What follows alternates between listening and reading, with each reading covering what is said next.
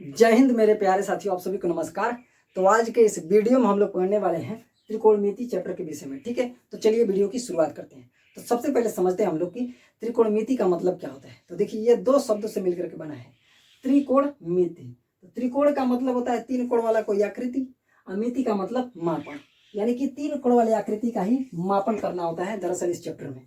अब तीन कोण वाला आकृति दरअसल होता क्या है, तो कोई एक त्रिभुज ही होता है, लेकिन कौन सा त्रिभुज, तो समकोण त्रिभुज।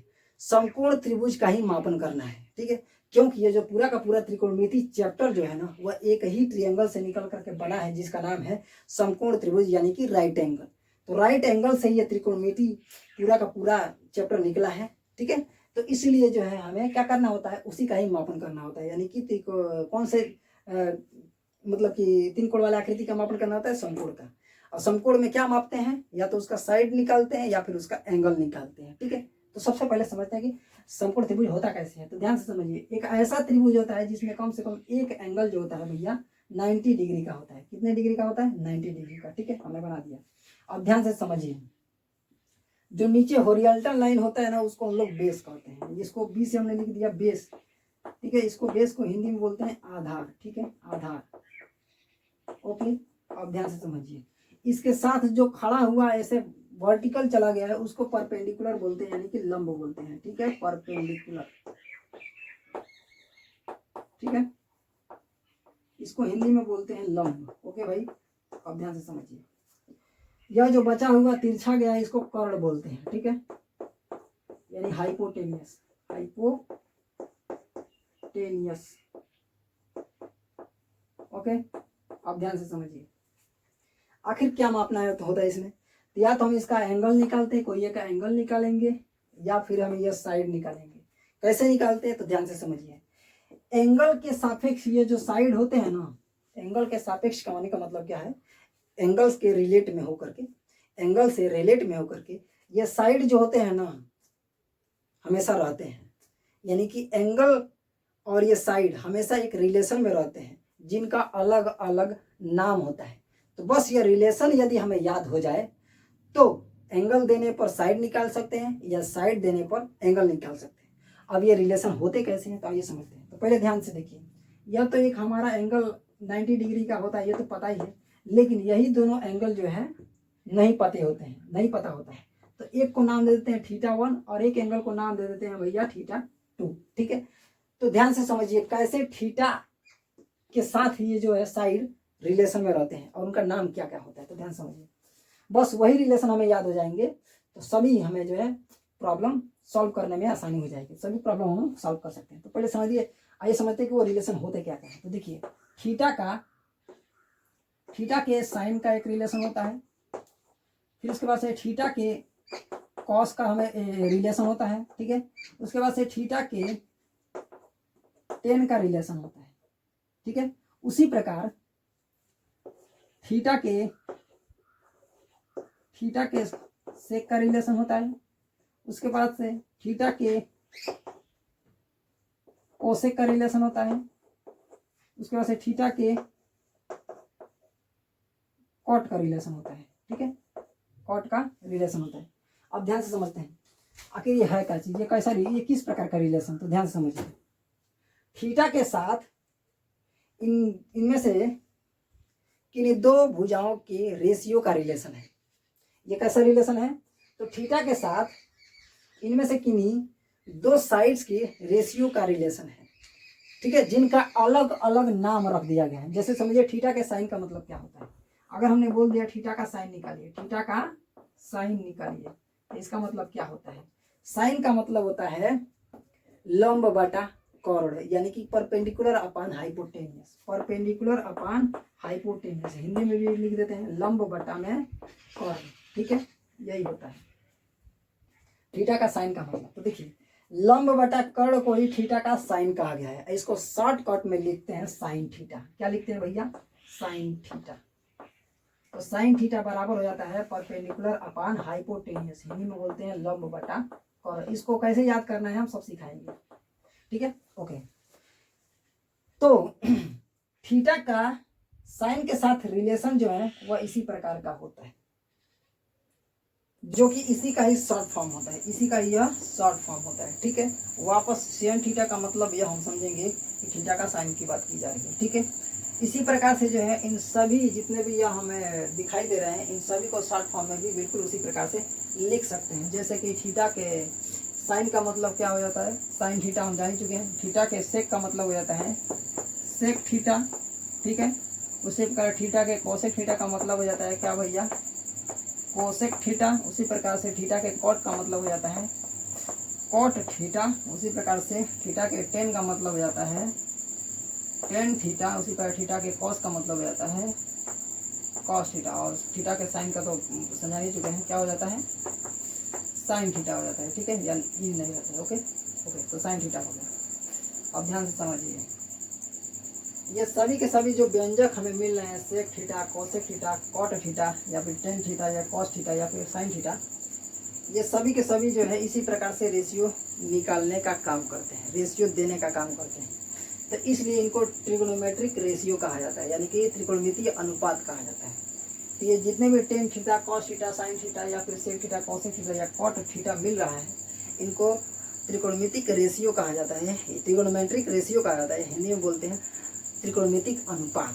ठीक है, तो इन्हीं से संबंधित जो है, जब इस प्रकार के हमें व्यंजक मिले, माने गणितज्ञों को इस प्रकार का जब व्यंजक टेन थीटा या कॉस थीटा या साइन थीटा के रूप में जब उनको प्राप्त हुआ, तो इन्हीं को जोड़ घटाना गुणा भाग पर जब लिया तो तमाम तरह के प्रॉब्लम्स आने लगे।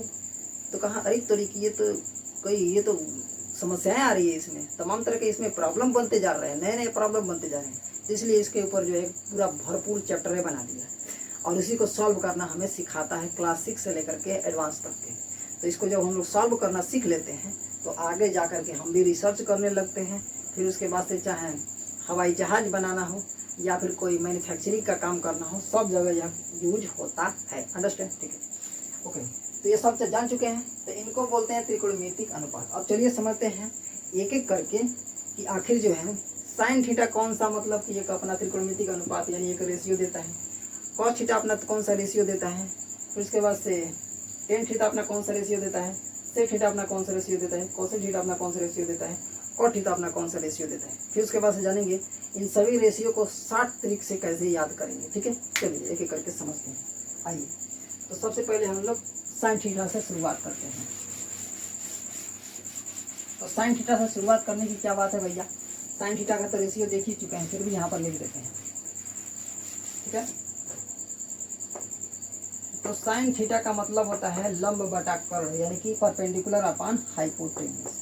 यह इस प्रकार का रेशियो देता है। ठीक है, उसके बाद से कॉस थीटा की बात करते हैं। तो कॉस थीटा कैसा रेशियो देता है, आधार बटा कर्ण का, यानी कि बेस अपॉन हाइपोटेन्यूज का रेशियो देता है। ठीक है, हिंदी में भी लिख देते हैं परपेंडिकुलर यानी कि लंब बटा में कर्ण, इस प्रकार का रेशियो देता है। आधार बटा में कर्ण, इस प्रकार का रेशियो देता है। टेन थीटा कैसा रेशियो देता है, टेन थीटा जो है लंब बटा आधार यानी कि परपेंडिकुलर अपॉन में बेस का अपना एक रेशियो देता है। इसको हिंदी में बोलते हैं लंब बटा में आधार। ठीक है भैया, उसके बाद से जो है हम बात करते हैं कोसेक थीटा।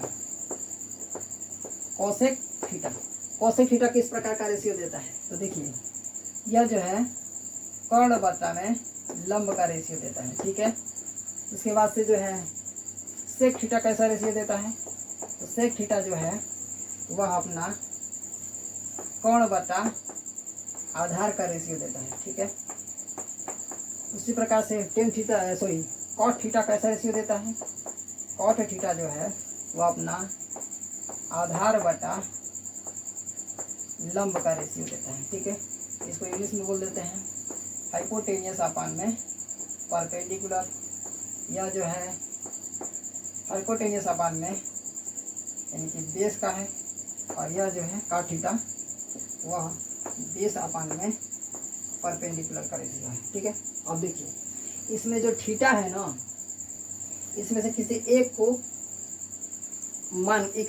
को जो है एक्सेप्ट करके ये रेशियो निकाला गया है। यहाँ पर थीटा का मतलब यह मत समझिएगा इन दोनों में से दोनों के दोनों नहीं, अगर साइन थीटा की बात की जा रही है तो इसका मतलब किसी एक को थीटा के रूप में स्वीकार किया गया है, दूसरा का छोड़ा गया है। तो जिसको स्वीकार किया गया है, जैसे मान लीजिए इसको स्वीकार किया गया है थीटा के रूप में, तो इसका sine theta, cos theta, tan theta, cosec theta या कॉट थीटा हमने निकाल दिया है। तो इसका भी बिल्कुल वैसा ही रेशियो मिलेगा।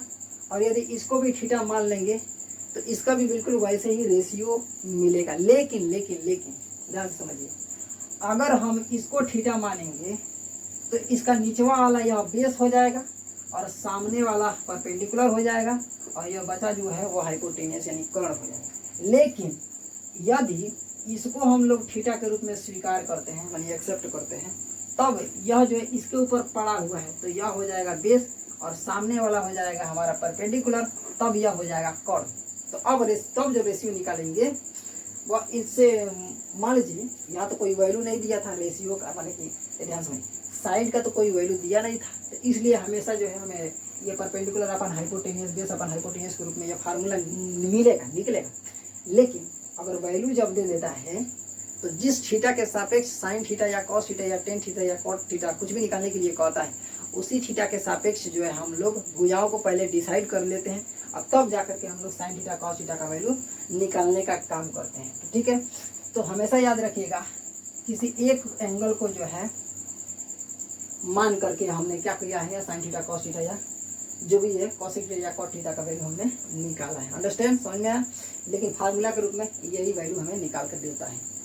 तो ये जो भी मतलब कि हमें जो व्यंजक दिखाई दे रहे हैं sine theta cos theta tan theta या कॉट थीटा, इनका जो है त्रिकोणमितिक अनुपात क्या निकलता है, इसी प्रकार से निकलता है। ठीक है, अब तो चलिए समझते हैं कि इसको शॉर्ट फॉर्म में कैसे याद करेंगे। ठीक है, तो आप पहले इसके स्क्रीनशॉट ले लीजिए। तो चलिए अब हम लोग समझते हैं कि किस प्रकार से जो हमने अभी त्रिकोणमितिक रेशियो हमने बताया उसको याद करेंगे शॉर्ट तरीके से। तो ध्यान दीजिए, सीबीएसई बोर्ड वालों के लिए हम बता रहे हैं। पहले बनाएंगे यस, फिर लिखेंगे सी, फिर लिखेंगे टी। ठीक है, टी। ओके, यस का मतलब समझेंगे साइन थीटा, सी का मतलब समझेंगे कॉस थीटा और टी का मतलब समझेंगे हम लोग टेन थीटा। ओके, तो सीबीएसई बोर्ड वाले कैसे साइन थीटा का वैल्यू निकाल याद कर सकते हैं। कॉस थीटा का रेशियो, वैल्यू का मतलब क्या, रेशियो, जो कि अभी हमने देखा था परपेंडिकुलर अपन हाइपोटेनियस या बेस अपन हाइपोटेनियस के रूप में आ रहे थे, वो सभी रेशियो कहलाते हैं। उनको शॉर्ट फॉर्म में त्रिकोणमितिक रेशियो कहते हैं। तो साइन थीटा बराबर जो भी रेशियो मिला है उसको भी त्रिकोणमितिक रेशियो कह सकते हैं, या साइन थीटा जो आगे लिखा गया, आगे जो लिखा गया है उसको भी त्रिकोणमितिक रेशियो कह सकते हैं। अंडरस्टैंड? चलिए, हाँ, बहुत बढ़िया। तो चलिए त्रिकोणमितिक रेशियो को कैसे याद करते हैं, कैसे मतलब शॉर्ट फॉर्म में, तो ध्यान समझिए। अगर साइन थीटा का वैल्यू निकालना है, कॉस थीटा का वैल्यू निकालना है, टेन थीटा का वैल्यू हमें निकालना है, तो एक ट्रिक अपनाते हैं जो सीबीएसई बोर्ड वालों के लिए काम करता है। क्या? पंडित बद्री प्रसाद बोले हर हर भोले। पंडित बद्री प्रसाद बोले के लिए कोई मतलब कि एक अक्षर नहीं है, तो पंडित बद्री प्रसाद बोले हर हर भोले। तो इस प्रकार से साइन थीटा का वैल्यू निकल के आ गया perpendicular upon hypotenuse, cos theta का वैल्यू निकल करके आ गया बेस अपन हाइपोटेनियस और टेन थीटा का वैल्यू निकल के आ गया परपेंडिकुलर अपन बेस। तो इस प्रकार से जो है सीबीएसई बोर्ड वाले वह त्रिकोणमितिक रेशियो को याद कर सकते हैं। अंडरस्टैंड? उसी प्रकार से मान लीजिए हिंदी मीडियम वाले बच्चे हैं, ठीक है, यूपी बोर्ड वाले, बिहार बोर्ड वाले, एमपी बोर्ड वाले, तो उनको याद करने का सा ट्रिक क्या रहेगा, तो बनाएंगे यस, सी और टी। इनके लिए जो है अलग ट्रिक काम करता है। क्या? लाल बट्टा कक्का, लाल बट्टा में कक्का। ठीक है, जहाँ साइन थीटा का वैल्यू लंब बटा कड़ हो गया, कॉस थीटा का वैल्यू हो गया आधार बटा कड़ और टेन थीटा का वैल्यू हो गया लंब बटा आधार। ठीक है, हम भी इसी तरीके से याद किए। ओके, तो ध्यान दीजिएगा। तो इस तरीके से साइन का वैल्यू पता हो गया, कॉस का वैल्यू पता हो गया और टेन का वैल्यू पता हो गया। ठीक है, तो हम जानते हैं, हम अभी कुछ देर पहले हम आपको बताए थे कि जैसे ही इनका वैल्यू पता हो गया तो आप इनकी सहायता से जो है इनके व्युत्क्रम का भी वैल्यू निकाल सकते हो। कैसे? क्योंकि हम जानते हैं, क्या जानते हैं भैया, साइन थीटा बराबर होता है 1/,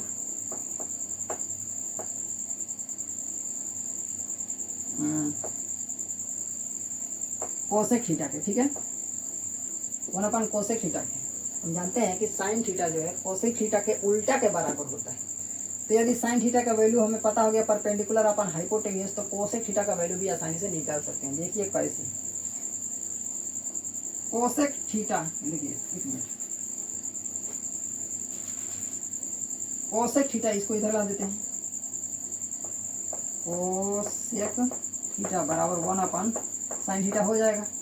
ठीक है, ये इधर चला गया, ये इधर आ गया। साइन थीटा का वैल्यू कितना निकल के आ गया, परपेंडिकुलर अपन हाइपोटेन्यूज। ठीक है, चलिए तो 1/, में रखेंगे परपेंडिकुलर अपन में हाइपोटेन्यूज। ठीक है, अब देखिए जब भी किसी नंबर में किसी फ्रैक्शन से भाग देते हैं तो पुलट के गुणा कर देते हैं, तो क्या हो जाएगा 1/, में इसको 1 लिख सकते हैं और इसके साथ मल्टीप्लाई के रूप में आ गया हाइपोटेनियस अपन में परपेंडिकुलर। फाइनली निकल के आ गया हाइपोटेनियस अपन परपेंडिकुलर, जो कि किसका वैल्यू हो गया, कोसेक थीटा का वैल्यू हो गया, कोसेक थीटा का वैल्यू। तो इतना ताम झाम करने की जरूरत नहीं है, इतना झेलमेल करने की कोई जरूरत नहीं है, हम डायरेक्ट लिख सकते हैं। देखिए कैसे, डायरेक्ट कोसेक थीटा का यदि वैल्यू निकालना हो, इसका जी कोसेक थीटा का वैल्यू निकालना हो, तो हम जानते हैं कि साइन थीटा के उल्टा होता है कोसेक थीटा, और कोसेक थीटा का उल्टा साइन थीटा होता है। तो कोसेक थीटा बराबर क्या हो जाएगा, जब ये साइन थीटा का वैल्यू परपेंडिकुलर अपन हाइपोटेनियस है, तो कोसेक थीटा का वैल्यू हो जाएगा हाइपोटेनियस अपन परपेंडिकुलर, एच अपन पी। ठीक है, यानी कि क्या हो जाएगा, कर्ण बटा लंब, कर्ण बटा लंब। अंडरस्टैंड, चलिए बहुत बढ़िया। उसी प्रकार कॉस थीटा का उल्टा होता है सेक थीटा। हम आपको बताए हैं अभी कुछ देर पहले, क्या बताए हैं, एक बार और बता देते हैं। साइन थीटा जो है वह कोसेक थीटा के व्युत्क्रम के बराबर होता है, कोसेक थीटा के उल्टा के बराबर होता है। ठीक है, उसी प्रकार जो है कॉस थीटा जो होता है वह सेक थीटा के उल्टा के बराबर होता है। ठीक है, उसी प्रकार जो है कॉट थीटा जो होता है, sorry tan theta, tan theta, एक मिनट,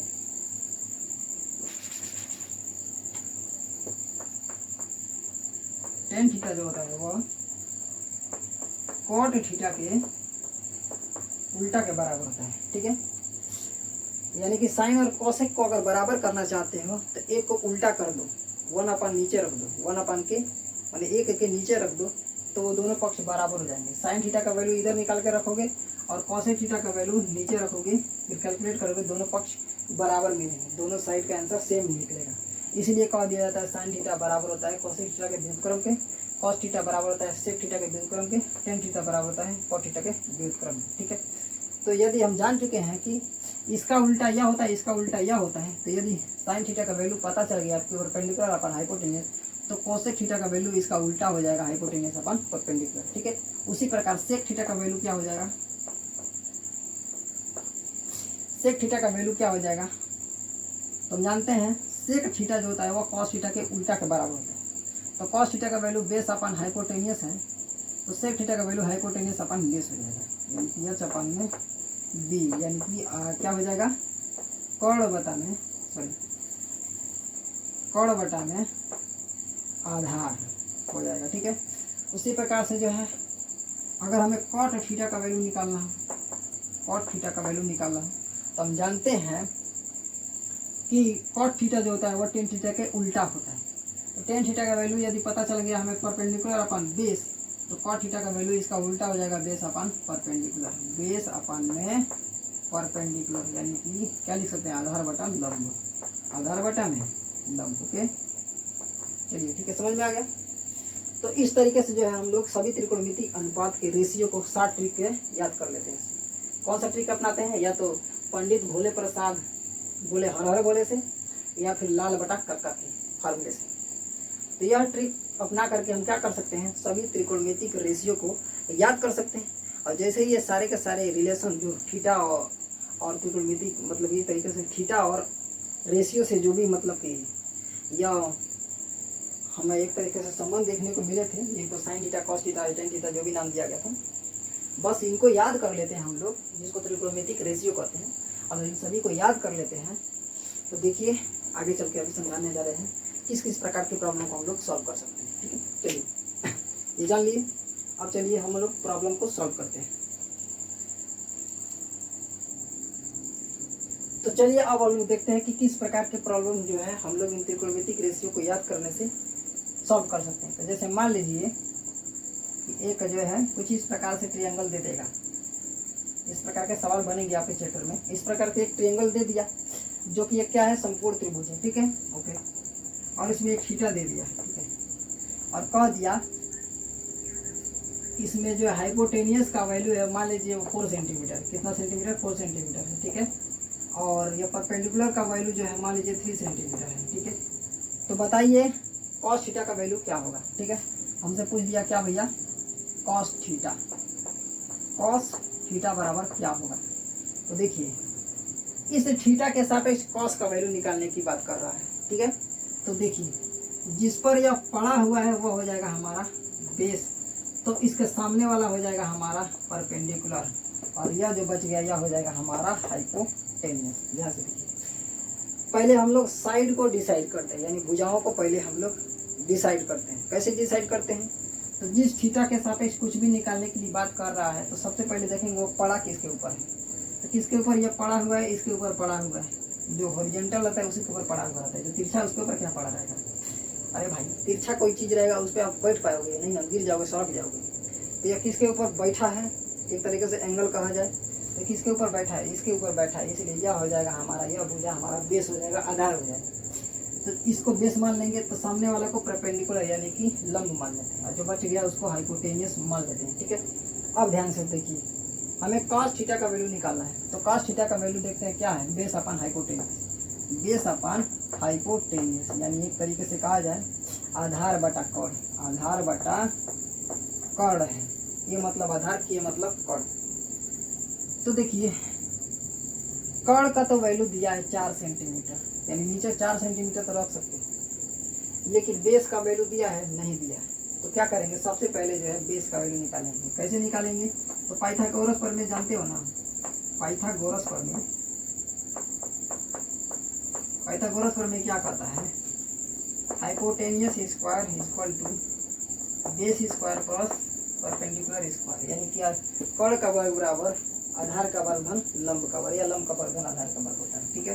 तो यहाँ से सबसे पहले हम लोग बेस का वैल्यू निकालेंगे। कैसे, आइए देखिए कैसे निकालेंगे। तो देखिए इसका वैल्यू निकालना है, इसको इधर ही रहने देंगे और जो ज्ञात है उसको एक साइड में करते हैं। हाइपोटेनियस स्क्वायर इधर हो जाएगा, परपेंडिकुलर का वैल्यू निकालना है, सॉरी बेस स्क्वायर का वैल्यू निकालना है, बेस का वैल्यू निकालना है। तो जिसको निकालते हैं उसको उधर ही रखते हैं, बाकी चीज को इधर फेंक देते हैं। ये हाइपोटेनियस स्क्वायर इधर हो गया, ये प्लस पी स्क्वायर है, इधर आएगा तो माइनस पी स्क्वायर हो जाएगा, ठीक है। हाइपोटेनियस का मान दिया है कितना, 4 सेंटीमीटर, इसके ऊपर वर्ग है तो 4 का स्क्वायर हो गया, ठीक है, माइनस पी। परपेंडिकुलर का वैल्यू कितना दिया है, 3, तो 3 का स्क्वायर हो गया equal to b square, okay. दोनों का स्क्वायर करेंगे, 4 का स्क्वायर करेंगे 16, माइनस 3 का स्क्वायर करेंगे 9 इक्वल्स टू क्या हो जाएगा इधर बी स्क्वायर, ठीक है, ओके। 16 में से 9 घटाएंगे क्या बचेगा, 16 में से 9 घटाएंगे तो कितना हो जाएगा, 7 हो जाएगा। क्या हो जाएगा भैया, 7, ठीक है। और इधर हो गया बेस का स्क्वायर, ठीक है। तो स्क्वायर को इधर फेंकेंगे तो क्या हो जाएगा, रूट के अंदर 7 equal to b plus minus, इसमें से केवल प्लस वाला वैल्यू हम लोग ले लेते हैं, ठीक है। तो इस प्रकार से जो है हमें कॉस थीटा का वैल्यू क्या मिलेगा, ध्यान से देखिए, बेस का वैल्यू मिल गया प्लस √7, माइनस तो ले, अरे भाई लंबाई तो माइनस में थोड़ी ना होता है, ठीक है, ओके, प्लस वैल्यू गहराई वाली थोड़ी इसमें ना पढ़ाएं, तो इसलिए जो है बेस का वैल्यू निकल गया √7। तो इस प्रकार से फाइनली कॉस थीटा का वैल्यू क्या निकल गया, √7 अपन में हाइपोटेनियस का मान कितना है, 4 सेंटीमीटर, यही हमारा हो जाएगा आंसर। तो पहली बार जो है इस प्रकार से हमें सवाल पूछा जाएगा, क्या कि कोई एक ट्रायंगल बना देगा समकोण त्रिभुज वाला, माने एक राइट एंगल बना देगा, उसमें दो साइड दे देगा और एक थीटा दे देगा, और थीटा का वैल्यू नहीं देगा, माने ये ना कि 30 डिग्री या 60 डिग्री या 50 डिग्री कुछ भी दे दे, इसे कुछ नहीं देगा। कोई एक थीटा का मतलब वैसे कह देगा कि एक थीटा है और उसमें 2 साइड या 3 साइड दे देगा, तो पूछ देगा बताइए कि कॉस थीटा का वैल्यू क्या होगा, बताइए इसका इस थीटा के सापेक्ष जो है टेन थीटा का वैल्यू कितना होगा, पूछ देगा कोसेक थीटा का वैल्यू कितना होगा, पूछ देगा सेक थीटा का वैल्यू कितना होगा। तो कैसे निकालते हैं, इसी प्रकार से निकालते हैं हम लोग, ठीक है। अब चलिए नेक्स्ट स्टेप पर चलते हैं कि किस प्रकार से सवाल पूछा जाएगा। अब ध्यान से देखिए, कुछ इस प्रकार से सवाल आपको आ सकता है। कैसे? एक राइट एंगल बना देगा, समकोण त्रिभुज मान लीजिए ए बी सी, ऐसे बना कर दे देगा, कहेगा टेन टू थीटा का वैल्यू पता कीजिए, यानी कि हमें जो है टेन टू थीटा का टेन निकालना है, थीटा टू का टेन निकालना है। टेन थीटा टू का मतलब क्या हुआ,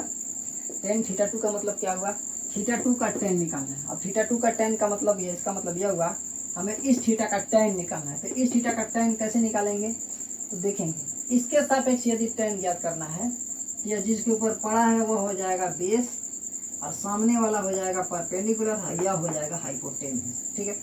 तो अब क्या करेंगे, जो अज्ञात है सबसे पहले उसको ज्ञात करने का प्रयास करते हैं, क्योंकि हो सकता है इसका मान लीजिए कहीं डिमांड हो, जो आगे जा करके इसका कहीं मान लीजिए यूज होने वाला है, कहीं इसका डिमांड होने वाला है, तो इसलिए सबसे पहले ही इसको निकाल लेते हैं। तो पाइथागोरस प्रमेय से हम क्या करते हैं, सबसे पहले इसको निकालते हैं। तो हम जानते हैं hypotenuse square equal to base square plus perpendicular square, इसी का वैल्यू निकालना है। तो hypotenuse square minus base square equal to हो जाएगा परपेंडिकुलर स्क्वायर। हाइपोटेन्यूज का वैल्यू कितना है 5 का स्क्वायर करेंगे 25 हो जाएगा, माइनस बेस का वैल्यू क्या है 4 का स्क्वायर करेंगे 16 इक्वल टू परपेंडिकुलर स्क्वायर, इधर ही बना देते हैं, ओके। 25 में से 16 घटाएंगे क्या हो जाएगा 9 इक्वल्स टू पी स्क्वायर, ठीक है। तो पी का वैल्यू निकालना है, वर्ग को इधर फेंकेंगे तो एक कड़ी हो जाएगा, कड़ी लग जाएगा। स्क्वायर को जब ट्रांसफर करते हैं तो कड़ी के अंदर बंद कर देता है जो भी आगे वाला नंबर होता है, ठीक है, उसको। तो ये पी बराबर हो जाएगा रूट में 9 का वर्गमूल निकालेंगे क्या हो जाएगा 3, ओके। तो पी इक्वल टू 3 मिला, यानी कि यह जो है कितना है 3 है। 3 सेंटीमीटर कुछ भी हो सकता है, सेंटीमीटर या 5 मीटर जो भी माने होंगे। चलिए, तो अब हमें यह पता चल गया क्या है, परपेंडिकुलर की वैल्यू कितना है 3 यूनिट है, ओके, या 3 सेंटीमीटर जो भी माने। तो अब हमें tan 2 थीटा निकालना है, सॉरी tan थीटा 2 निकालना है। तो इससे थीटा 2 का tan बराबर हम जानते हैं क्या होता है, यानी tan थीटा का मान कितना होता है परपेंडिकुलर अपन बेस। तो अब हमें परपेंडिकुलर अपन बेस रखना है, तो परपेंडिकुलर का काम कर रहा है 3, तो रख देंगे ऊपर 3, अपन ने बेस का काम कर रहा है 4, क्योंकि हमने बी लिखा है यहाँ पर, तो बेस का काम कर रहा है कौन 4। ये हो गया हमारा tan थीटा 2 का वैल्यू, ठीक है। तो इस तरीके से हम क्या कर सकते हैं, निकालते हैं वैल्यू। सबसे पहले क्या करते हैं, जिस भी थीटा के सापेक्ष कुछ भी वैल्यू निकालने के लिए कह रहा है, चाहे टेन थीटा या साइन थीटा या कॉस थीटा जो भी निकालने के लिए कह रहा है, तो सबसे पहले उसके सापेक्ष जो भी भुजाएं हैं साइड से उनको डिसाइड करते हैं, फिक्स करते हैं। उनके बाद उसको फिक्स करने के बाद तब जो भी पूछता है हम लोग निकालते हैं, ठीक है। चलिए अब हम लोग नेक्स्ट टॉपिक पर समझते हैं, अब किस प्रकार का क्वेश्चन पूछा जाएगा। तो ध्यान से समझिए साथियों, अब जो है आपको किसी प्रकार का जो भी अब आगे क्वेश्चन मिलेगा वह एंगल पर आधारित होगा, यानी कि कोणों पर आधारित अब सवाल पूछा जाएगा आप लोगों से। कैसा? तो पूछ दिया जाएगा कि बताइए साइन 0 डिग्री का वैल्यू क्या होगा, टेन 0 डिग्री का वैल्यू क्या होगा, कॉट 30 डिग्री का वैल्यू क्या होगा, या कोसेक 45 डिग्री का वैल्यू क्या होगा, या टेन 45 डिग्री का वैल्यू क्या होगा, साइन 60 डिग्री का वैल्यू क्या होगा। अब ये दरअसल 60 डिग्री ये है क्या, तो यही जो थीटा हमने मान रहे थे एंगल,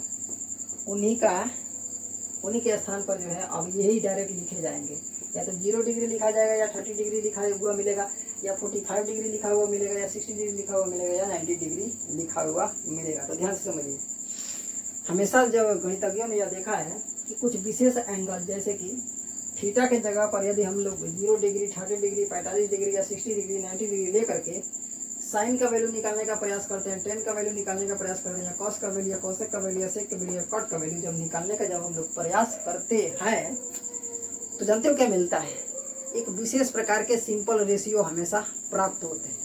तो जब 0 से लेकर के 90 डिग्री के एंगल, जो ये विशेष प्रकार के angle 0 degree 30 degree 45 degree 60 degree और 90 डिग्री, इनको ले करके जब किसी भी ट्रायंगल को बनाया, बड़ा सा बड़ा या छोटा से छोटा, तो उसमें साइड्स का जब साइन वाला रेशियो लिया, टेन वाला रेशियो लिया, या कॉस वाला रेशियो लिया, कोसेक वाला या सेक वाला, या फिर कॉट वाला रेशियो लिया, तो हमेशा जो है वह रेशियो सिंपल फॉर्म में एक जैसे ही मिल रहे थे। चाहे छोटे से ट्रायंगल से प्राप्त कर रहे थे, जैसे मान लीजिए चाहे छोटा सा ट्रायंगल से आप लोग टेन 30 डिग्री का वैल्यू निकाल रहे थे। कहने का मतलब क्या है, एक छोटा सा ट्रायंगल बनाया गया, मान लीजिए एक छोटा सा ट्रायंगल ऐसे बना दिया गया, ठीक है। तो उसमें 30 डिग्री का वैल्यू मान लीजिए दे दिया गया, तो उसमें साइड का कुछ अलग वैल्यू होगा। और चाहे बड़ा वाला एक ट्रायंगल ले लेते थे और उसका टेन निकालते थे, और उसमें भी यदि एंगल 30 डिग्री का दिया होता था, तो हर बार जो है कुछ एक जो भी मतलब कि रेशियो जो देखने का मिलता था, जैसे कि मान लीजिए छोटे वाले से 30 डिग्री का वैल्यू निकालने के लिए कहा गया, तो वहाँ से 30 डिग्री पर रेशियो निकाला, 30 डिग्री का 10 निकाला, तो जो वैल्यू निकला सिंपल में वही वैल्यू मिल रहा था बड़ा वाले ट्रायंगल से भी। तो इसलिए जो सिंपल फॉर्म में रेशियो हमेशा एक जैसे ही प्राप्त हो रहे थे, तो उनका एक चार्ट ही बना दिया। इसलिए बनाया ताकि जो है छोटा से छोटा या बड़ा सा बड़ा में जब वही सिंपल रेशियो मिल रहे हैं, वही जब सिंपल रेशियो मिल रहे हैं, तो छोटे से यदि बड़ा का भी कभी कैलकुलेशन करने की आवश्यकता पड़ी, तो छोटे को ही हम क्या कर देंगे, बस बढ़ा देंगे खींच करके, तो बड़े वाले का वैल्यू आसानी से मिल जाएगा। अब ये समझ में नहीं आ रहा होगा, इसमें आगे समझ में आएगा, ध्यान से समझिए। देखिए मैं ये समझाना चाह रहा हूँ कि जब इन एंगल पर कोई भी जब समकोण त्रिभुज को लिया गया, तो उसमें जो साइड का रेशियो निकाला गया, वह छोटे के लिए भी वही रेशियो मिल रहे थे और बड़े के लिए भी वही रेशियो मिल रहे थे। तो उन्हीं रेशियो को उठा करके चार्ट बना दिया गया, और इन्हीं को जो है त्रिकोणमितिक एंगल का चार्ट कहते हैं, ठीक है। तो आइए समझते हैं sin 0 डिग्री पर कौन सा रेशियो पाया जाता है, ठीक है, इसको समझते हैं। तो देखिए इन रेशियो को प्राप्त करने का हम सबसे पहले आपको एक ट्रिक बताते हैं, ध्यान से समझिएगा। ये मोस्ट इम्पोर्टेंट चैट मतलब एक तरीके से कहा जाए टॉपिक है, जहाँ से जो है एग्जाम में आपको बहुत हेल्प मिलता है। तो ध्यान से समझिए। जब गणितज्ञों ने 0 डिग्री पर साइन का वैल्यू निकाला, यानी साइन 0 डिग्री का रेशियो प्राप्त करने का प्रयास किया, तो क्या मिला उनको, 0 मिला, कोई रेशियो नहीं प्राप्त हुआ, 0 मिला। और 0 भी एक प्रकार से कह सकते हैं रेशियो ही है, एक वैल्यू ही है, 0/1 लिख सकते हैं। आप 0 में 1 से भाग देंगे 0 ही मिलेगा। तो साइन 0 डिग्री पर उनको क्या मिला, 0 मिला। साइन 30 डिग्री पर उनको मिला 1/2, और साइन 45 डिग्री पर मिला 1/√2, ठीक है। साइन 60 डिग्री पर मिला कड़ी में यानी √3/2, और साइन 90 डिग्री का उनको वैल्यू मिला 0। अब ये कैसे प्राप्त किया गया, तो इसके लिए तमाम तरीके का उन्होंने तरीका अपनाया। रेशियो को रख रख करके कई बार जो है जब कैलकुलेशन करके देखा, तो बार बार वही रेशियो प्राप्त हो रहे थे।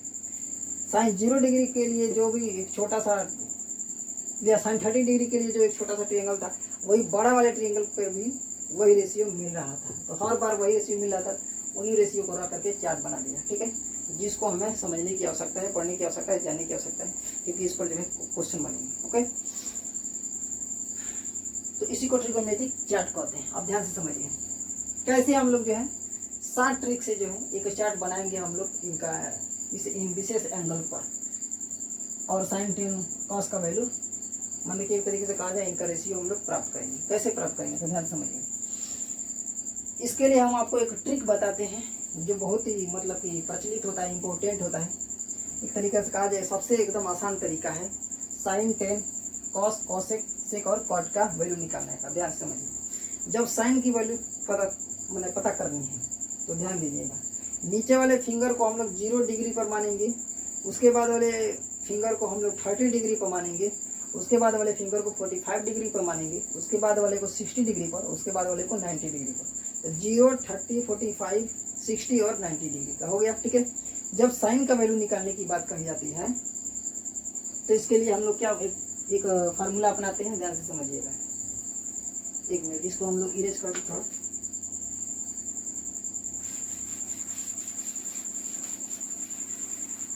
ठीक है, तो ध्यान से समझिए। साइन थीटा के लिए फार्मूला होता है रूट में बिलो फिंगर, ठीक है, बिलो फिंगर अपन में 2, यह फार्मूला अपनाते हैं। तो यदि हमें साइन 0 डिग्री का वैल्यू पता करना है, तो देखिए क्या करेंगे। 0 डिग्री पर कौन सा आया फिंगर है, यह फिंगर। तो हमें साइन 0 डिग्री का वैल्यू निकालना है। तो इसके लिए फार्मूला अपनाएंगे, रूट के अंदर फिर बिलो फिंगर अपन में 2। बिलो फिंगर का मतलब क्या होगा, यह जो जिस एंगल के लिए साइन निकालने की बात कही जा रही है, ठीक है, उस एंगल पर हम लोग साइन मानेंगे। तो साइन 0 डिग्री का वैल्यू निकालना है। तो कैसे निकालेंगे, बिलो फिंगर। तो इसके नीचे फिंगर क्या है, एक भी नहीं है, 0 फिंगर है। तो इस तरीके से जो है ध्यान से समझिएगा, साइन 0 डिग्री का मान क्या होगा। तो साइन 0 डिग्री पर अब हमें साइन थीटा का मान एक तरीके से कहा साइन 0 डिग्री का मान निकालना है। तो इसके लिए फार्मूला अपनाएंगे, रूट में बिलो फिंगर अपन में 2। तो देखिए यह 0 डिग्री पर है, बिलो फिंगर का मतलब क्या हुआ, नीचे वाला फिंगर। तो इसके नीचे कोई फिंगर है नहीं है, तो रूट के अंदर हो जाएगा 0/2 लिख देंगे, ठीक है। तो फाइनली क्या मिल गया, 0/2 और 0 में 2 से भाग देंगे 0, यानी साइन 0 डिग्री का वैल्यू क्या मिल गया, 0। अंडरस्टैंड। उसी प्रकार से जो है साइन 30 डिग्री का वैल्यू निकालते हैं, ठीक है। ओके, साइन 30 डिग्री का वैल्यू निकालेंगे, कैसे ध्यान से समझिए।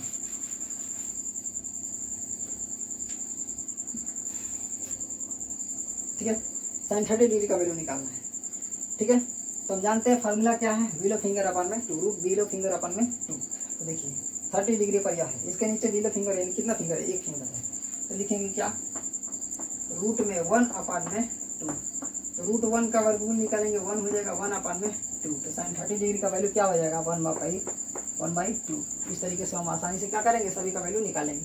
45 डिग्री पर निकालते हैं, साइन 45 डिग्री का वैल्यू क्या होगा, तो रूट में 2 फिंगर, रूट में 2 फिंगर बटा में 2। अब ध्यान से देखिएगा, रूट 2 को हम लिख सकते हैं क्या, रूट 2 बटा में रूट 2 इंटू रूट 2 लिख सकते हैं कि नहीं लिख सकते हैं। रूट 2 सॉरी 2 को जो है, जो पूरा 2 है, इसको हम लोग रूट 2 गुणे रूट 2 लिख सकते हैं। रूट 2 से रूट 2 कट गया, 1/√2 बच गया। तो फाइनली 45 का वैल्यू क्या हो गया, 1/√2, ठीक है। उसी प्रकार 60 डिग्री पर निकालना है, ठीक है। ध्यान से समझिए।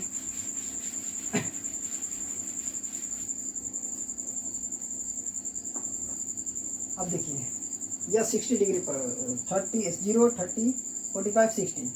अब 60 डिग्री का निकाल, साइन 60 डिग्री का वैल्यू कैसे निकालेंगे, तो बिलो फिंगर अपन में 2, रूट बिलो फिंगर अपन में 2। तो रूट बिलो फिंगर कितना है, 3 है, यानी कि नीचे वाला फिंगर कितने हैं, 3 है। तो रूट के अंदर 3 हो जाएगा बटा में 2, यानी कि साइन 60 डिग्री का वैल्यू हो जाएगा क्या भैया, रूट 2 अपन में, क्या बोल रहा हूँ मैं अभी, रूट 3 अपन में 2, ठीक है। उसके बाद से साइन 90 डिग्री का वैल्यू निकालना है। 90 डिग्री पर यह उंगली है, यह जो उंगली है, तो साइन 90 डिग्री का वैल्यू क्या होगा, तो रूट बिलो फिंगर अपन में 2। तो देखिए 90 डिग्री पर निकालना है ना, तो 90 डिग्री के बाद आप कितने उंगली हैं, 4 उंगली हैं। तो इनको रखेंगे किसके अंदर, रूट के अंदर रखेंगे। तो रूट के अंदर 4 बटा में लिख देंगे 2, ठीक है। तो रूट 4 का वर्गमूल, मैंने कि रूट के अंदर 4 है, तो इसका वर्गमूल निकालेंगे, 2 हो जाएगा, 2/2, ठीक है। ओके, और 2/2 हो गया, 2 से 2 काट देंगे, क्या मिल गया, 1। सॉरी, साइन 90 डिग्री का वैल्यू 1 होता है, हमने जो गलती से जो है 0 पा दिया, आई एम सॉरी।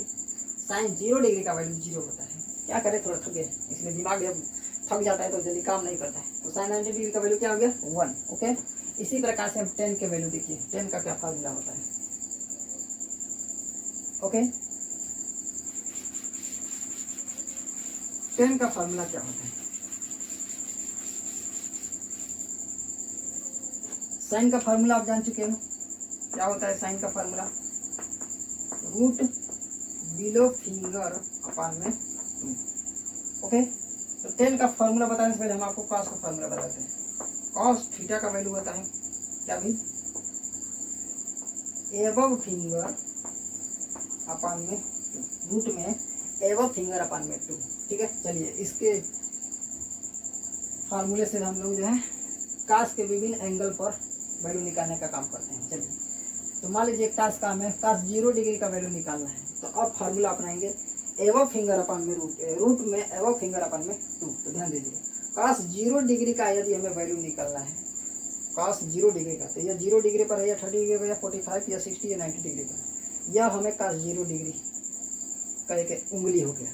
तो कास 0 डिग्री का यदि वैल्यू निकालना है, तो इसके ऊपर एबव फिंगर कितने हैं, 4 है। तो रूट के अंदर 4 रखेंगे, उसके बाद से 2 से भाग देंगे, ठीक है। तो कॉस 0 डिग्री का हम वैल्यू निकालना है, ठीक है। तो रूट के अंदर कितना रखेंगे 4 बटा में 2 से भाग देंगे। 4 का वर्गमूल हो जाएगा 2 अपन में 2, 2 से 2 कट जाएगा, फाइनली क्या मिल गया 1। यानी cos 0 डिग्री का मान कितना होता है भैया 1 होता है, सॉरी कितना होता है 1 होता है, ठीक है। उसी प्रकार से cos 30 डिग्री का वैल्यू निकालना है, ध्यान से समझिए। cos 30 डिग्री का वैल्यू निकालना है, ठीक है। तो क्या फॉर्मूला अपनाएंगे, यह हो गया cos 30 डिग्री का हमारा फिंगर, तो एव फिंगर अपन में रूट में एव फिंगर अपन में 2, ठीक है। तो रूट में कितना फिंगर 3 बटा में 2, तो इस तरीके से जो है इसका वैल्यू क्या होगा √3 अपन में 2, ठीक है। उसी प्रकार से जो है इसका वैल्यू हो जाएगा 1/√2, ठीक है। साफ सुथरा दिखाई दे रहा है। चलिए हाँ, 45 डिग्री का वैल्यू क्या होगा 1 अपन में √2। इसी प्रकार से आप निकाल करके देखोगे 60 डिग्री पर निकलेगा, cos 60 डिग्री का मान हो जाएगा 1/2, और अब cos 0 डिग्री का मान हो जाएगा क्या भैया, सॉरी cos 90 डिग्री का वैल्यू क्या हो जाएगा 0 हो जाएगा, ठीक है।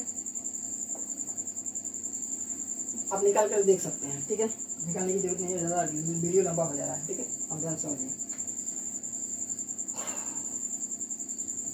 तो cos 0 डिग्री का मान 1, cos 30 डिग्री का मान √3/2, और cos 45 डिग्री का मान 1/√2, और cos 60 डिग्री का मान 1/2, और cos 90 डिग्री का मान 0, वैल्यू 0। ओके, अब ध्यान से समझिए tan के लिए क्या फार्मूला होता है, ठीक है।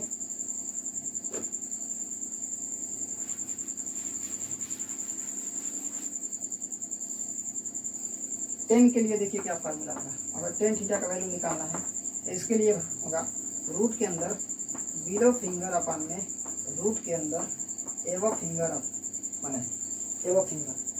तो tan थीटा का वैल्यू निकालना हो तो उसके लिए क्या फार्मूला होगा, रूट बिलो फिंगर अपन में रूट एव फिंगर। यानी कहने का मतलब क्या है, यदि हमें tan 0 डिग्री का वैल्यू निकालना हो तो 0 डिग्री पर कौन है, यह है। तो अब इसके नीचे बिलो फिंगर कितना है, एक भी नहीं है, तो रूट के अंदर बिलो फिंगर की जगह पर रखेंगे 0। उसके बाद से एव फिंगर कितना है 1 2 3 4, ठीक है।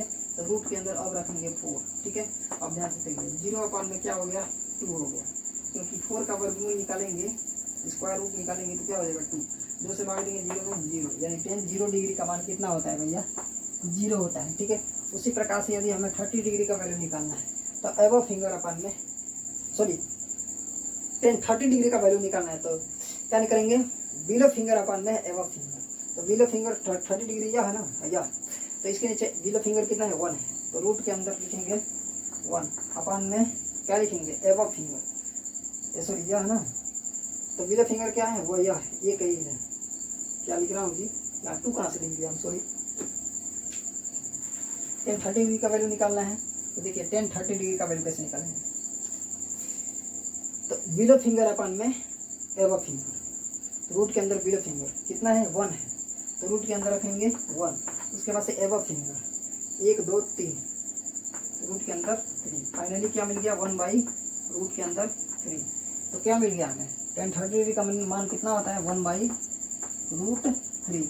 इसी तरीके से आप जो है जब आप फिंगर का हेल्प से जब आप वैल्यू निकालेंगे तो क्या मिलेगा, tan 0 डिग्री का मान 0, tan 30 डिग्री का मान 1/√2, माने 1 बटा कड़ी में 3, tan 45 डिग्री का मान हो जाता है 1, tan 60 डिग्री का मान होता है क्या भैया, tan 60 डिग्री का मान होता है देखिए tan 60 डिग्री 0 30 45 एंड 60, तो बिलो फिंगर अपन में एव फिंगर, बिलो फिंगर √3 है, ठीक है, √3 है, तो कड़ी में 3 हो जाएगा, कितना हो जाएगा √3 हो जाएगा, ठीक है। और tan 90 डिग्री का मान अनडिफाइंड हो जाएगा, क्या हो जाएगा अनडिफाइंड, कैसे अनडिफाइंड, यह है 90 डिग्री का फिंगर, तो बिलो फिंगर अपन में एव फिंगर, बिलो फिंगर कितना है 4 है, तो tan थीटा का वैल्यू निकालने का बिलो फिंगर, तो रूट के अंदर बिलो फिंगर के अंदर क्या रखेंगे 4 रखेंगे, अपन में एव फिंगर, इसके बाद तो कोई फिंगर है ही नहीं, 0 हो जाएगा, और 0 से किसी चीज़ में भाग नहीं दिया जाता है, इसके लिए कोई भी मतलब कि डिफाइन नहीं किया गया, तो इसलिए अनडिफाइंड लिखा जाता है, तो इसलिए हमने यहाँ पर अनडिफाइंड यानी इन्फिनिटी लगा दिया, ठीक है। अब देखिए आगे हम क्या जानते हैं, यदि साइन कॉस और tan का वैल्यू पता हो गया तो इनके व्युत्क्रम भी बता सकते हैं, कैसे, क्योंकि हम जानते हैं कोसेक जो होता है वो साइन का उल्टा होता है, तो 0 का उल्टा कर देंगे तो 1/0 हो जाएगा, और 0 से कोई भी चीज़ में भाग नहीं दिया जाता है, वो उस पर अनडिफाइंड है, ठीक है। तो फाइनली कोसेक 0 डिग्री का मान कितना होता है इन्फिनिटी, या एक तरीके से कह सकते हैं अनडिफाइंड होता है, ठीक है। तो यहाँ पर अनडिफाइंड लिखेंगे, ठीक है। कोसेक 30 डिग्री का मान क्या हो जाएगा, 2 हो जाएगा, क्योंकि इसको उलट देंगे। कोसेक जो है साइन का उल्टा होता है, तो इसको उलट देंगे तो 2 हो गया। इसके बाद से यहाँ पर √2 हो जाएगा। उसके बाद से यहाँ पर क्या हो जाएगा, 2/√3 हो जाएगा। उसके बाद से यहाँ पर क्या हो जाएगा, 1। ओके, अब ध्यान दीजिए, टेन का उलट देंगे, सॉरी सेक है ना, तो कोस का उल्टा होता है, कोस का उल्टा होता है, तो यहाँ पर भी 1 हो जाएगा। इसका उलट मतलब कि सेक 30 डिग्री का वैल्यू हो जाएगा 2/√3। इसको उलट दे रहे हैं, पलट दे रहे हैं, ठीक है। उसी प्रकार से सेक 45 डिग्री का वैल्यू क्या हो जाएगा, √2, क्योंकि इसको पलट रहे हैं, ठीक है। उसके बाद से सेक 60 डिग्री का मान क्या हो जाएगा, हमारा 2 हो जाएगा। और यह क्या है, 0 है ना, यह हमारा 0 है, 0 है। cos 90 डिग्री का वैल्यू 0 होता है, ठीक है। इसको पलट देंगे तो 1/0 हो जाएगा, क्योंकि इसके नीचे 1 है, तो 1/0, 0 से कोई भी चीज़ डिफाइंड नहीं होती, या अनडिफाइंड हो जाएगा, ठीक है। ओके, ध्यान से समझिए। काट का वैल्यू निकालते हैं, तो 10 का उल्टा होता है, इसको पलट देंगे तो 0/1 है, तो 1/0 हो जाएगा। 1/0 पर कोई भी चीज़ डिफाइंड नहीं है, अनडिफाइंड हो जाएगा, ठीक है।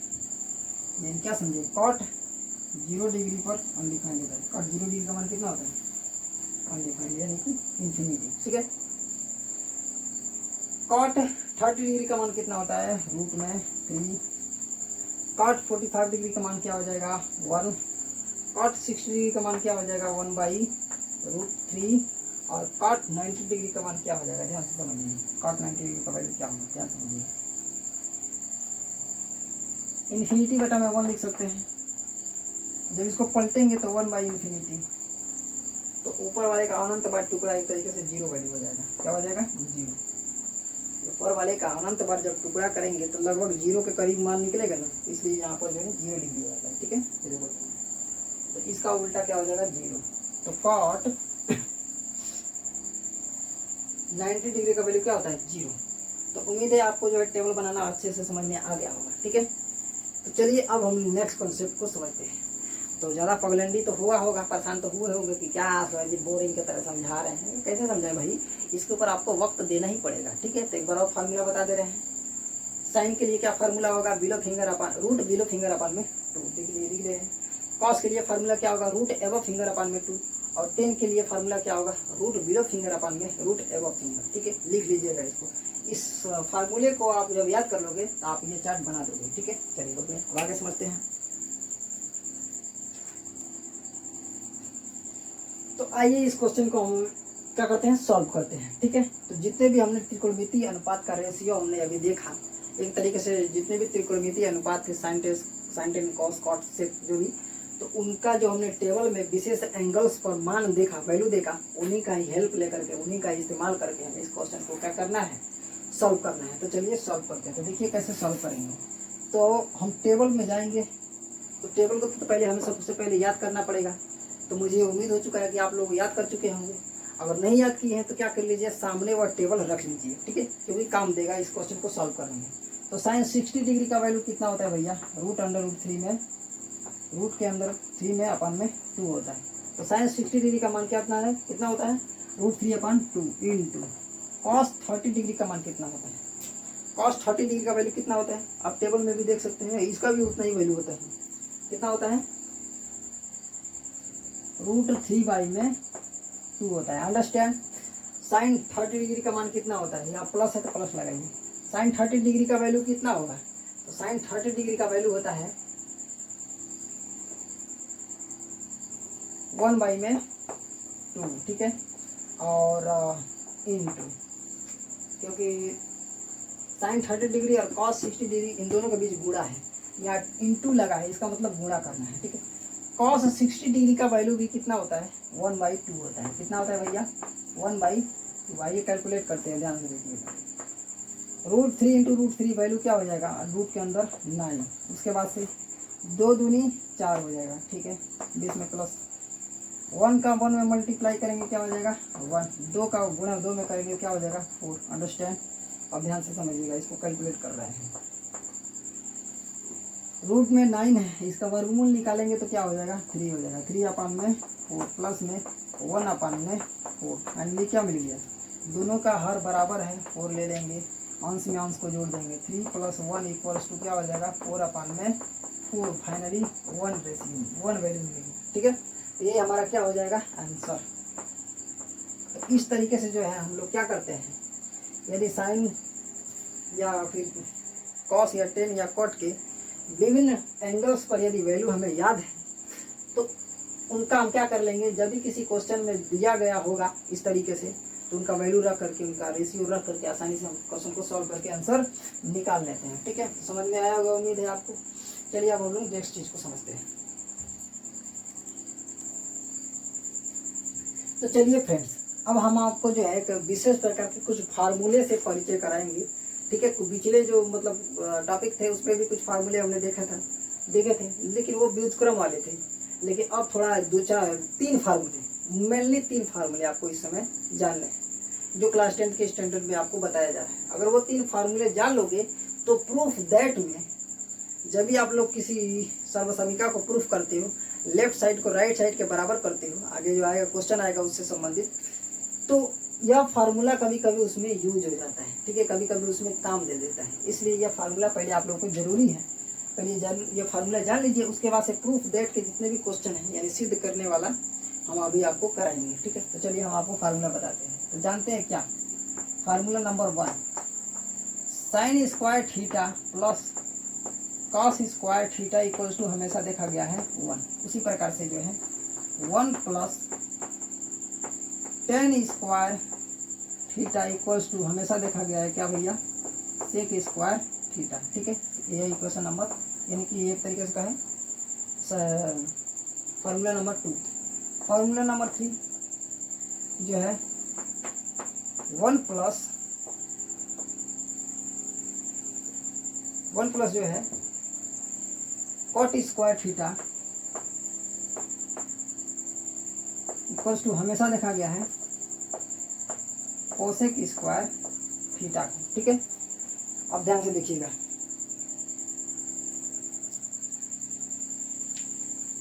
जिस प्रकार sine square theta plus cos square theta equal to 1 हो गया है, तो इसी को फेर बदल करके कि हम और भी फार्मूला बना सकते हैं। जैसे इससे क्या बन सकता है, ध्यान से समझिएगा, हम बना सकते हैं sine square theta equals to 1 को इधर ही रहने देंगे और इस कॉस स्क्वायर को उधर फेंक देंगे तो माइनस हो जाएगा कॉस स्क्वायर थीटा। ठीक है, अब ध्यान से देखिए, और भी बना सकते हैं। इससे क्या, cos square theta equal to बना सकते हैं 1 प्लस साइन स्क्वायर थीटा इधर जाएगा तो माइनस साइन स्क्वायर थीटा हो जाएगा। तो इससे हम बना सकते हैं क्या भैया, cos square theta equal to 1 minus sine square theta. ये सब काम देंगे, ध्यान दीजिएगा, फार्मूला है। ठीक है, अब देखिए 1 + tan square theta equal to क्या है, सेक स्क्वायर थीटा। ठीक है, तो इसी प्रकार से हम बना सकते हैं क्या भैया, इस फार्मूले की हेल्प से हम बना सकते हैं 1 इक्वल्स टू या फिर sec square theta minus tan square theta equal to 1, यानी कि लिख सकते हैं 1 equals to sec square theta इधर ही रहने देंगे, सेक स्क्वायर थीटा इधर ही रहने देंगे, 1 को इधर ही रहने देंगे। ठीक है, 1 को इस साइड और रख रहे हैं, लेफ्ट साइड और, बाकी चीज को उठा करके राइट साइड और फेंक रहे हैं। तो राइट साइड की ओर सेक स्क्वायर थीटा था, हमने सेम टू सेम रहने दिया, प्लस tan स्क्वायर थीटा इधर आएगा तो माइनस tan स्क्वायर थीटा हो जाएगा। भाई ध्यान दीजिएगा, अब ध्यान से देखिए, तो क्या देखिए, sec square theta minus tan square theta equal to 1 वाला एक फार्मूला मिल गया। ठीक है, एक और फार्मूला बना सकते हैं क्या भैया, tan स्क्वायर थीटा को इधर ही रहने देते हैं, 1 को उधर फेंक देते हैं, तो क्या हो जाएगा tan square theta equals to sec square theta minus 1। ठीक है, तो इस तरीके से जो है मात्र इस एक फार्मूले से हमने 3 फार्मूला बना दिए। आगे बढ़िए, आगे देखते हैं इससे क्या बन सकता है। तो देखिए 1 + cot square theta equal to cosec square theta, तो हम लिख सकते हैं 1 equals to cosec square theta minus cot square theta. ठीक है, 1 equals to cosec square theta minus cot square theta. ठीक है भैया, आगे बढ़ते हैं, कॉट स्क्वायर थीटा को उधर फेंक दिया। ओके, चलिए cot square theta equal to लिख सकते हैं 1 इधर प्लस में उधर जाएगा तो माइनस में। ठीक है, ध्यान दीजिए, अब हम लोग लिख सकते हैं एक और फार्मूला बना रहे हैं क्या, कि cot square theta equals to cosec square theta plus उधर जाएगा तो -1 हो जाएगा। Cosec square theta minus 1। देखिए कितने फार्मूले हमने बना दिए, यहाँ से देखिएगा। एक फार्मूला यह है, ठीक है। दूसरा फार्मूला हमारा यहाँ से लेकर के यहाँ तक का है। तीसरा फार्मूला हमारा यह है, ठीक है। जो एक ही फार्मूले से हमने 3 फार्मूला बनाया है, ओके। हमारा यह पहला फार्मूला है, इससे बना हमारा कौन फार्मूला, यहाँ से लेकर के यहाँ तक। दूसरा फार्मूला यहाँ से लेकर के यहाँ तक, ठीक है। उसके बाद से अगला फार्मूला हमारा यहाँ से लेकर के यहाँ तक था, इससे हमने बनाया यह, और उसके बाद से यह, ठीक है। तो यही कुछ बेसिक फार्मूले थे जो आपको जानने थे, तो इसका स्क्रीनशॉट ले लीजिए। चलिए अब हम लोग प्रूफ डेट के क्वेश्चन सॉल्व करते हैं।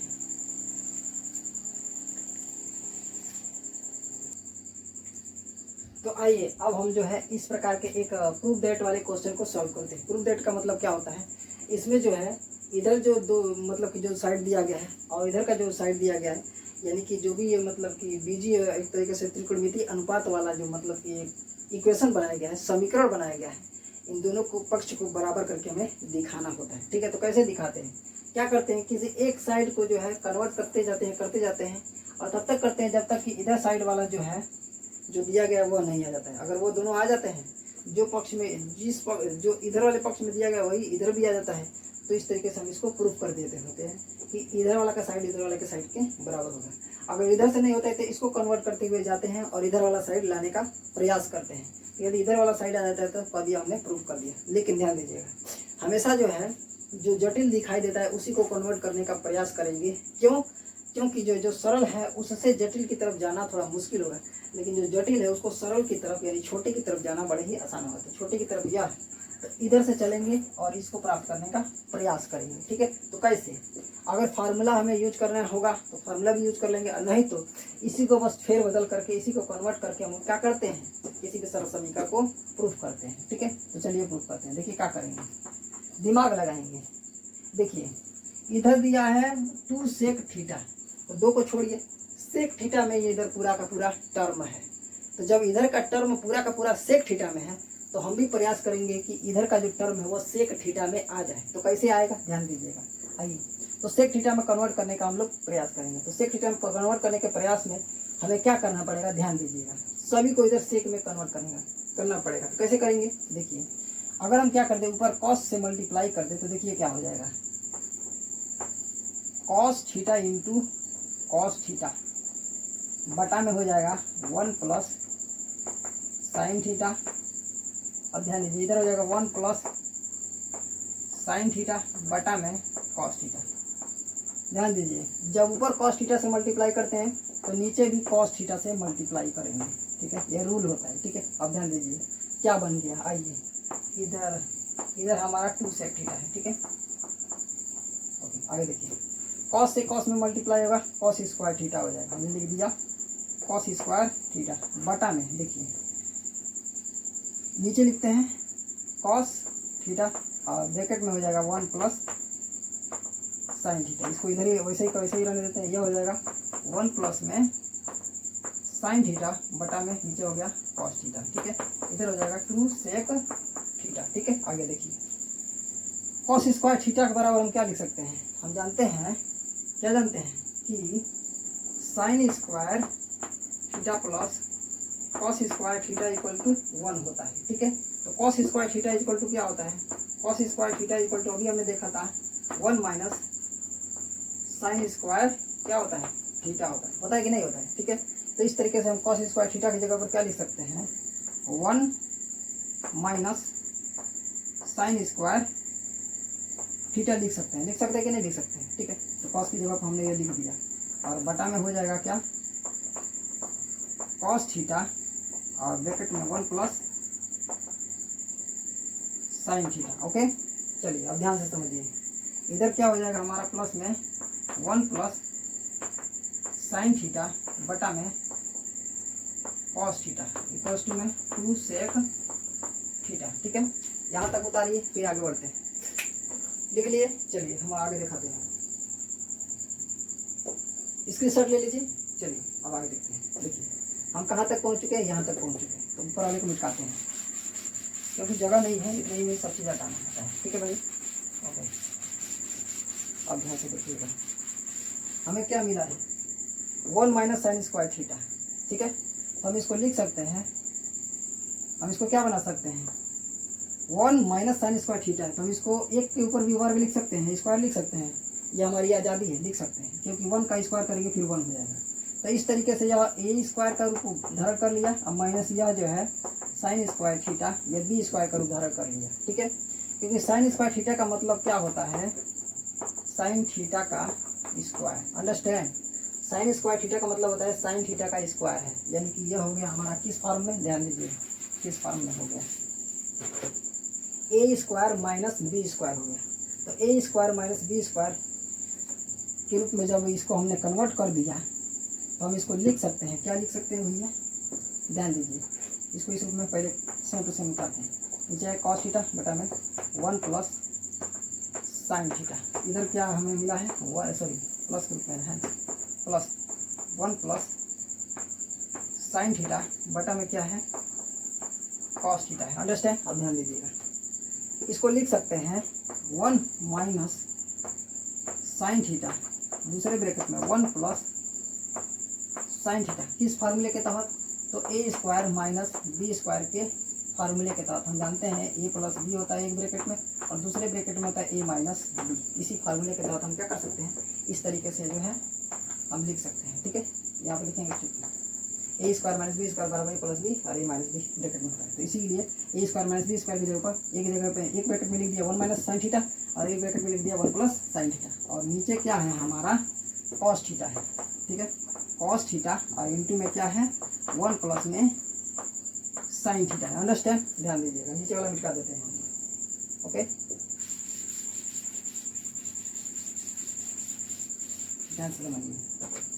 और इधर क्या साइड में क्या है 1 प्लस साइन थीटा बटा में कॉस थीटा है, अंडरस्टैंड। अब ध्यान से समझिए क्या करेंगे, देखिए 1 प्लस साइन थीटा से 1 प्लस साइन थीटा कट गया, ऊपर बच गया क्या भैया 1 माइनस साइन थीटा बटा में नीचे बच गया क्या हमारा कॉस थीटा, प्लस में ऊपर भी 1 प्लस साइन थीटा बटा में नीचे क्या बच गया कॉस थीटा बच गया। लाना क्या है हमें 2 सेक थीटा लाना है, क्या लाना है 2 सेक थीटा लाना है, ध्यान से देखिए। अब देखिए हर बराबर हो गया, हर बराबर हो गया, तो हम क्या कर सकते हैं, नीचे लिख सकते हैं कॉस थीटा, दिखाई दे रहा है ना, चलिए बहुत बढ़िया। जब हर बराबर है तो एक ही हर ले सकते हैं, ले लिया हमने सबके लिए, तो ऊपर क्या बच गया 1 माइनस साइन थीटा प्लस में ऊपर बच गया 1 plus sine theta, sine theta से साइन थीटा कट गया, 1 1 जोड़ देंगे तो क्या हो जाएगा 2 हो जाएगा, ठीक है। हमें लाना है 2 सेक थीटा लाना है, ठीक है, ध्यान से देखिए 1 1 जोड़ देंगे तो क्या हो जाएगा 2 हो जाएगा, 2 बटा में नीचे क्या होगा कॉस थीटा, ठीक है। तो देखिए ध्यान से, जब कॉस थीटा को ऊपर ले जाएंगे, कॉस थीटा को ऊपर ले जाएंगे तो क्या हो जाएगा 2 सेक थीटा। तो इस तरीके से हमने प्रूफ कर दिया, क्या कर दिया हमने प्रूफ कर दिया, दिखाई दे रहा है, पर हम देख ले जा, हाँ दिखाई तो दे रहा है। तो इस तरीके से जो हमने इस साइड को इस साइड की ओर हमने प्रूफ कर दिया, क्योंकि लोड जो है हमारा इतना ही है, इसलिए इतने में हमें क्या करना होता है हटाना होता है, ठीक है। तो इस तरीके से हम समझ चुके हैं कि किस तरीके से हम लोग क्या करते हैं प्रूफ करते हैं क्वेश्चन को। तो उम्मीद है मुझे कि आप लोगों को जरूर समझ में आएगा। तो क्या करते हैं, जो पूछा गया होता है, जिस टर्म में दिया गया होता है उसी टर्म में सभी को कन्वर्ट करने का प्रयास करते हैं। तो कन्वर्ट करने के प्रयास में जो एक्स्ट्रा चीज़ आ गया होता है जिससे हमें कोई आवश्यकता नहीं होती है, तो उसको हमेशा प्रयास करते हैं किसी न किसी तरीके से उसको गायब करते हैं। जैसे हमें साइन की कोई आवश्यकता नहीं थी, इसको हमने गायब कर दिया। कॉस की हमें आवश्यकता थी, क्योंकि कॉस को हम लोग सेक में कन्वर्ट कर सकते हैं, तो इसलिए इसको हमने रहने दिया। और साइन को हमने गायब किया, कैसे गायब किया, तो कोई ना कोई ऐसा ट्रिक अपनाते हैं जिससे कि ये कट जाए हमेशा के लिए, तो कट जाएगा तो गायब हो जाएगा। तो हमने कैसे काटा वो आपको बता सकते हैं, ठीक है। चलिए अब आपको हम एक क्वेश्चन देते हैं, आप लोग जो है उसको सॉल्व करके कमेंट में जरूर आंसर दीजिएगा। तो ये रहा मोस्ट इम्पोर्टेंट क्वेश्चन, जो हमेशा कभी ना कभी मतलब कि 3-4 साल के अंदर जो है 1-2 बार जरूर इस क्वेश्चन को पूछा गया है, ठीक है। तो इसका मतलब ये नहीं है कि फिर अगली बार आपको आ नहीं सकता है, तो ये भी आ सकता है, ये क्वेश्चन जरूर आ सकता है, ठीक है। तो क्योंकि 4-5 साल के क्रेडिट के अनुसार अगर हम बताएं तो यह 3-4 बार यह क्वेश्चन आया हुआ है बोर्ड के एग्जाम में, यूपी बोर्ड के एग्जाम में जनरली, ठीक है। तो आप इसको सॉल्व करके कमेंट बॉक्स में जरूर आंसर दीजिएगा, ठीक है। तो मिलते हैं अब हम लोग जो है नेक्स्ट टॉपिक के साथ, आपके भारती सर नेक्स्ट वीडियो ला करके। तब तक के लिए जय हिंद, जय भारत, अपना ख्याल रखिएगा, ठीक है।